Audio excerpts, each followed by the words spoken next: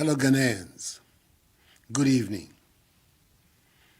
Exactly 2 weeks ago, I came again into your homes to outline a roadmap for easing the restrictions put in place to help contain the spread of the coronavirus pandemic in our country. I indicated that it would be a phased approach involving a selected list of public gatherings based on their risk profile, socioeconomic impact, and most importantly, our capacity to enforce and to respond in the event of a flare-up in our number of infections. Since then, we've had some of our religious institutions opening their doors to worshippers, while respecting the limits of numbers and maintaining the strict protocols announced. Others have decided to remain closed until further notice. Private burials are taking place. Marketplaces, public transport, including domestic air transport, restaurants, hotels, individual and non-contact sports, and our constitutional and statutory bodies are conducting their activities in accordance with social distancing and the relevant hygiene protocols. From tomorrow, Monday, 15th June, the last batch of institutions in this phased approach, our educational institutions, will begin to reopen, with final year students in our tertiary colleges and universities returning to school to prepare for and take their exit examinations. As has been stated, final year senior high school, SHS3 students, together with SHS2 Go Track students, will resume on 22nd June, and final year junior high school, JHS3 students, the week after, on 29th June. The decision to include our schools in phase one of the easing of restrictions was taken advisedly. Some argue that we're putting the lives of our students, teachers, and non-teaching staff in danger by this reopening, citing the examples of other countries who have done so and recorded spikes in their infection case counts. I've stated on several occasions that there is no one-size-fits-all approach to the resolution of this pandemic.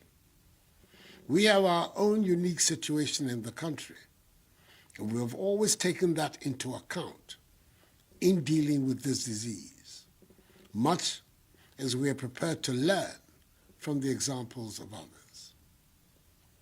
Fellow Ghanaians, over the last 3 months, every aspect of our national life has been affected by this virus. We've had to take deliberate steps to ensure that our society, in the face of the pandemic, is able to function and continues to strive to deliver the results of progress, prosperity, and development for which we all yearn. Saving lives, jobs, and livelihoods, revitalizing our economy, and safeguarding the future of our country have been at the heart of this endeavor. We cannot say that because of the pandemic, we're no longer interested in issues of social justice, such as education and health. Education, indeed, is the key to the future of our country. The quality of education that our educational institutions produce ultimately will determine the success or otherwise of our nation. We therefore have to find a way of guaranteeing the prospects of the generation of young people who are the objects of education today and who represent our future. We have to do everything within our power to protect their potential and thereby help preserve our future. We cannot afford to let the pandemic undermine our chances for survival and progress. We have to confront our present and future with confidence, knowing fully well that we must remain at all times vigilant and careful. So from tomorrow, operating with half the class size, final year students will begin a 6-week period of learning to finish their respective programs. Subsequently, for a period of 4 weeks, they will sit for their exit examinations. It must be put on record that some final year students will not be returning to school, as some of them, through virtual means, have already sat their exit examinations. Prior to their return to school, government, through the Ministry of Education and the Ghana Education Service, has ensured that all tertiary institutions, public and private, have been disinfected. Universities, with their own hospitals and clinics, have been equipped with the necessary personal protective equipment and have isolation centers to deal with any positive cases. All other institutions, without their own clinics and hospitals, have been mapped to health facilities. There will be no mass gatherings and no sporting activities. Religious activities under the new protocols will be permitted. Social distancing and the wearing of face masks must become the norm on campus. To aid in this effort, a total of 600,000 face masks has been distributed to the tertiary institutions. This is to enable every student, teaching and non-teaching staff, to have 3 reusable face masks. In addition to this, 1,700 Veronica buckets, 200,000 liters of hand sanitizers, 3,400 liters of liquid soap, and 900 thermometer guns have been distributed, with the transportation and delivery of these items being overseen by the Special Logistics Team of the Government Committee, chaired by the sagacious, experienced politician, the Senior Minister, Honorable Yao Asafo-Maafo, that is supervising the reopening of the schools. I met with the Vice Chancellors of the universities, both public and private, last Tuesday, who pledged that they would cooperate to ensure that this exercise is effectively undertaken. And I thank them very much for their cooperation. Our intention is to secure the lives of the nearly 200,000 students, lecturers, and non-teaching staff who will be returning to campus from tomorrow. And I appeal to them also to do their bit to help us succeed. I urge them to adhere to enhanced personal hygiene and social distancing protocols, wash their hands with soap under running water, refrain from shaking hands, and wear their masks to, in, and from the lecture halls and on the campus generally. Fellow Ghanaians, I have to address a matter which has to deal with our case count, especially in recent weeks, and which has given cause for anxiety.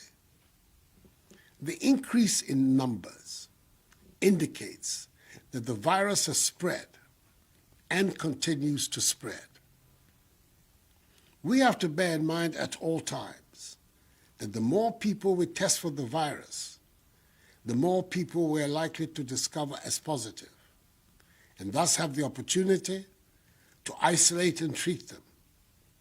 If we do not test people for the virus, we will not find the persons who are positive, let alone isolate them from the population and treat them and prevent them from spreading the virus. For example, the total number of tests that we have conducted in Ghana, with a population of 31 million, 254,331, is one of the highest on the African continent. Furthermore, many countries in the world, including several of the developed economies, are not implementing a policy of enhanced contact tracing, and this makes our data qualitatively different and more effective in the fight against COVID-19. Indeed, the success of our tracing, testing, and treating will lead, in the end, to a reduction in the number of cases. That is what we're working for. Understandably, much focus has been placed on the rise in the total number of confirmed cases. As at midnight of 13th June, the total number of positives, cumulatively, stands at 11,964, out of the 254,331 tests conducted. We have a total of 4,258 patients who are fully recovered, have been discharged, and are now free of the virus. So our scrutiny, in effect, must be on the number of active cases, i.e. people who remain on our books as still positive. Hence, as things stand now, the total number of people with the virus, that is active cases from our tests, is 7,652.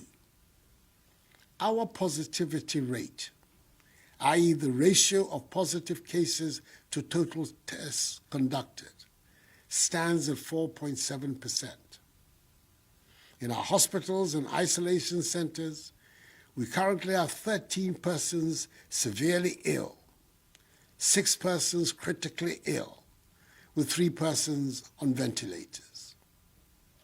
Mercifully for us, by the grace of God, the number of COVID-19 related deaths, sad though each death is, continues to remain very low, one of the lowest in Africa and the world.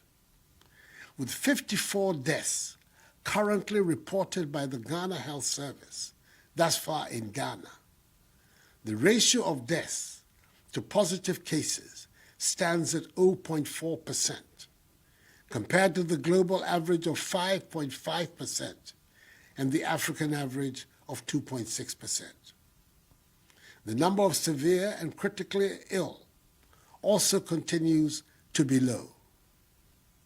I am relating all these figures not to engender any false feel-good factor, but as statements of fact that must provide the context for us when we examine our figures.